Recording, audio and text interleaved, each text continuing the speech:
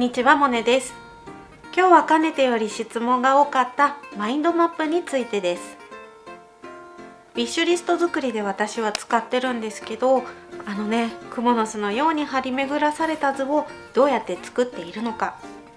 そしてね、マインドマップを作るのに便利なアイテムを使いながら作り方を紹介していきます。それでは今日も楽しいおうち時間行ってみましょう。皆さん、ウィッシュリストはしっかり活用できていますか？年末や年度末に一生懸命作ったウィッシュリストが1年経つと全然ね、チェックがつけれていないなんていうね、人も多いのではないでしょうか。実際ね、私自身が全然活用できてない人間でした。しっかり使えるようになったのは、こちらの動画で紹介しているようにマインドマップでやりたいことを深掘りするようになってからでした。ですが、私はね、一つ懺悔をしなきゃいけないことがあります。以前こちらの動画で作ったウィッシュリストのマインドマップなんですけども、あれは撮影用にね、見やすくするために何度も書き直したものだったんですよ。別の紙に思いっきり殴り書きをしてから、それを見ながら見やすいように書き直していました。あの映像のせいでね、マインドマップをきれいに紙に収まるように書きたいってね、思う人を増やしてしまったみたいなんです。見栄えにね、走りすぎてしまった動画のせいで、マインドマップにおいて全然ね、重要じゃないきれいに書くっていうところに気を取られてしまった人がいたなら、本当にね、申し訳ございません。今回はね、あんな風にきれいにまとめるっていうことじゃなくて、マインドマップ本来の大切な部分深めて広げて、で整理していくっていう方に目を向けていこうと思います。ということで、ウィッシュリストとね、すごく相性のいいマインドマップ。マインドマップは紙の真ん中に深掘りしたいメインテーマを置いて、そこから連想されるものを線で広げて枝分かれさせていく思考法です。他にもアイデアマップとかメモリーツリーなんて呼ばれ方もしています。今回は綺麗に書くことにとらわれないように、エドラマインドっていうアイテムを使ってどんどんマインドマップを作っていこうと思います。エドラマインドは元からマインドマップのテンプレートがあるから、結構ね、直感的にガシガシ作れます。何より思いついたその都度更新できるので、最初から作り直す必要がない。紙に書いたらね、そうもいかないんですよね。新しく追加したい項目があっても、追加したいところに書くスペースがなかったり、紙が足りなくなっちゃったりする。紙に書いていた時は無意識のうちにどうにかね、1枚に収まるように書く内容を制限してたから、思考を広げたりとか深めたりするマインドマップの効果が半減してたと思うんですよね。それに本当は近くに書いておきたいこともスペースの都合で無理やり線を伸ばして収めていたので、見返した時ちょっとね、まとまりがなくなっちゃって見づらくなってました。エドラマインドだと項目を増やしたら自動でずれていってくれるし、打ち込んだ後にちょっと移動したいなってのもお手の物。好きな色で色分けもできるし、デザインもある程度整えられる。それに画像を追加することもできるので、見返した時にイメージしやすくなります。これはね、やっぱりデジタルだからこそですよね。それでは実際にマインドマップを作っていきます。作り方はとてもシンプルで、1、メインのテーマを真ん中に書く。で、2、そこから連想できるものを枝分かれさせていく。で、3、具体的になるまで続けていく。マインドマップの大切な部分は深めて広げて整理する。これを意識して、とにかく頭の中を吐き出す気持ちでどんどん書いていきましょう。私はね、ウィッシュリスト作りにマインドマップを使っているので、テーマはやりたいこと100。まずはテーマのやりたいこと100を中央に置きます。やりたいこと100は最初から富士山に登るみたいな具体的なことを書いていくより、ジャンルっていうのかな、暮らしとか仕事とか大きいカテゴリーから始めていくと広げていきやすくなります。私はいつも暮らし、仕事、健康と美容で楽しみ、手に入れたいもののこの5つに分けて深掘りしていってます。なのでね、やりたいこと100から階層を1つ下げて、暮らし、仕事、健康と美容で楽しみで手に入れたいものを打ち込みます。ここから伸ばしたカテゴリーをそれぞれ広げていきます。今回はね、暮らしに焦点を当てていこうかな。暮らしといえばいい食住。引っ越ししてある程度お家も整ってきたんですけど、まだねなんかふわっとしているので、住についてのやりたいことを広げていきます。私は家はね、居心地のいい家にしたいです。でも居心地のいい家ってまだまだ抽象的ですよね。なのでここからさらに次の階層に深掘っていきます。私にとっての理想は緑があって、で片付いてて、で快適で友達がね集まるような家。まだまだこう出てきそうですが、一旦止めて緑があるに目を向けていこうと思います。暮らしの中で緑を増やすには、観葉植物を置いたり、こうベランダ菜園をしたり、花を飾るとかありますよね。でね、まだ観葉植物を置くだけでは解像度が低いです。大きい鉢のものなのか、こうテーブルにね置けるくらいの小さな鉢なのか、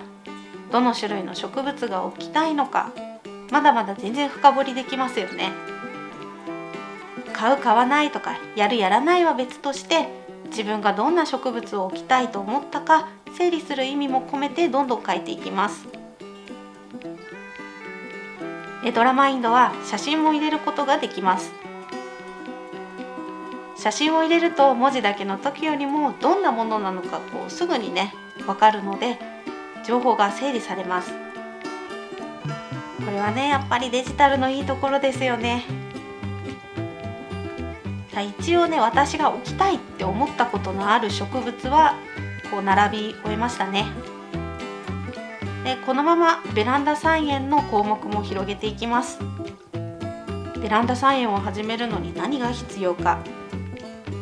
場所だったりとか道具だったりとか育てるもの。場所はベランダが片付いていなければまずはね片付けなきゃいけない。で片付け終わったらウッドパネルを敷きたいなとか、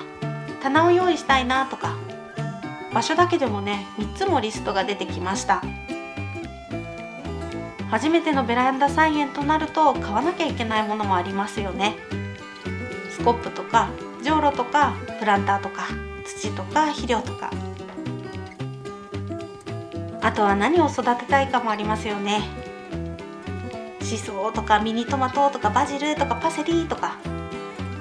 ちなみに以前シソとパセリの種を植えた動画を出したんですが、随分育ってね、もう何度も収穫しています。ほんとね、シソはマジで無限で生えてきます。こんな感じにね、ベランダ菜園一つとっても、ベランダを片付ける、ウッドパネルを敷く、で道具を買う、種や苗を買う、で植える、そして収穫する。ベランダ菜園をするっていうだけのねリストを書いていたとしたら、この6つすべてが終わってからじゃなきゃチェックボックスにチェックできないんですよね。苗を植えるまでできてたのに収穫ができてないから、まだチェックは入れれないなみたいな。だけどこうやって分解することで、今何パーまで達成してるかなって叶えるまでの進捗も分かっちゃいますし、リストをチェックする楽しみも感じられます。チェックリストはね、やっぱりねチェックすることで役目を全うできると思うんですよ。私は1年に1回ウィッシュリストを作っていますが、こう深掘りしてないやりたいことを100個出したこうキラキラリストっていうのかな、あれって結構重圧すごいんですよね。だって単純計算しても3日に1個何か達成してないと1年で全部チェックできないんですよ。3日に1個は初めてのことに挑戦したり、こう旅行に行ったりで買い物したりなんてそんなの私には無理ってなりまして、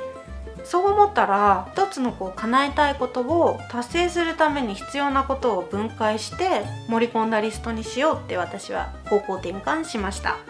なんといってもね、チェックがね入れやすくなるので、1年経った時に自分頑張ったねって自分でね自分を褒めてあげられるリストが作れるんですよね。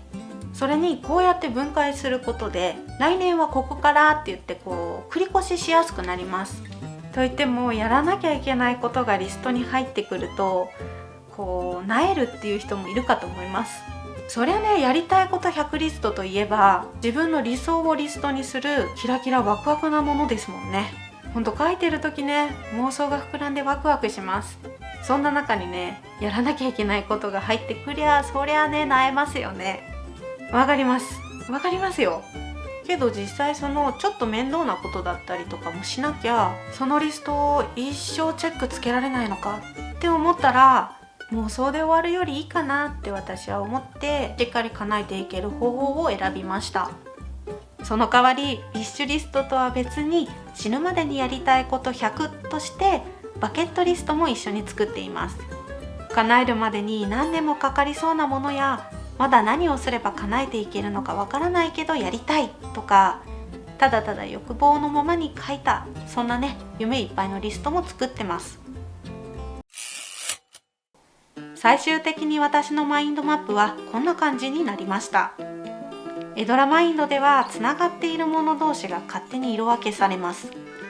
この色分けは意外と大切で、もしね紙でマインドマップを書かれる人は、関連があるもの同士は同じ色で色分けしてみてください。このマインドマップには何年もかけて叶えていきたいバケットリストと、1年の間に叶えていきたいウィッシュリストが混在してます。このリストを見ながら、その年に叶えていきたいことをピックアップしてリスト化します。私はプリントアウトして紙にね書き込んでいった方がピックアップしやすかったです。マインドマップって作るの意外と大変ですよね。ましてやウィッシュリストは毎年作ってるから、その度に作り直すのもなんだかなって感じでした。エドラマインドを使ってみて、デジタルで作って毎年更新していくと、ウィッシュリスト作り自体がすごくスムーズになるなって思いました。